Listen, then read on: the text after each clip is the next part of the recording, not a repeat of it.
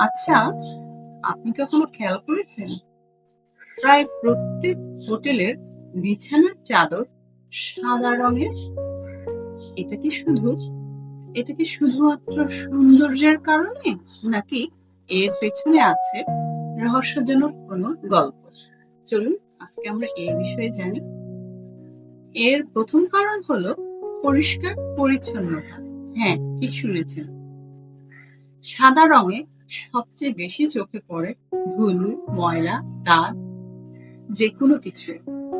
আর সেজন্যই পরিষ্কার রাখার জন্যই সাদা কাপড়, সাদা বিছানার চাদর ব্যবহার করা হয়, যেন হোটেলে আসা অতিথিরা সহজে বুঝতে পারেন যে তারা কতটা পরিষ্কার পরিচ্ছন্ন। আর অতিথিরা যেন নিঃসন্দেহে বুঝতে পারে যে এই চাদর একদমই পরিষ্কার। আর দ্বিতীয় কারণ কি হতে পারে বলুন দেখি? আমি বলছি, সেটা হলো ধোয়ার সুবিধা। ঠিক শুনেছেন, চাদর ধুতে যেন কোনো সমস্যা না হয়। অর্থাৎ আপনি সাদা চাদরে খুব সহজে ব্লিচ, গরম পানি ব্যবহার করতে পারেন, যেন সহজেই পরিষ্কার ও জীবাণুনাশক হয়। যেখানে আপনি রঙিন চাদরে এই সুবিধাটা পাবেন না।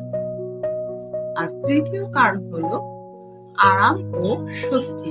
হ্যাঁ, ঠিক শুনেছেন, সাদা চাদরের সাথে জড়িয়ে থাকে স্বস্তি, সতেজতা, অন্যরকম শান্তি সৃষ্টি করা। এটা মানুষের মনে স্বস্তি ও ঘুম ভালো করে। হ্যাঁ, সাদা মানেই শুভ্রতা। আর আরেকটি গুরুত্বপূর্ণ কারণ হলো হোটেলে থাকে শত শত বিছানার চাদর। আর সব যদি সাদা হয় তাহলে একই সাথে ধোয়া যায়। এতে সময়, খরচ দুটোই বাঁচে। কম খরচে, কম সময়ে পরিষ্কার পরিচ্ছন্ন। দারুণ লজিক, কি বলেন?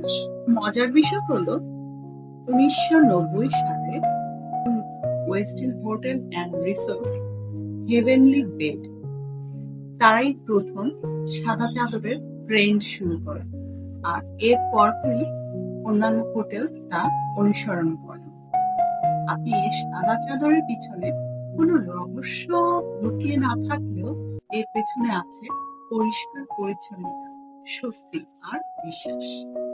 তাই বন্ধুরা, পরের বার কোনো হোটেল রুমে গেলে বিছানার চাদর সাদা দেখে ভাববেন না এটা শুধু আপনার আরামের গোপন রহস্য।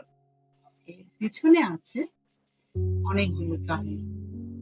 আজ এখানেই শেষ করছি, চলে আসবো নতুন দিন। Bye bye.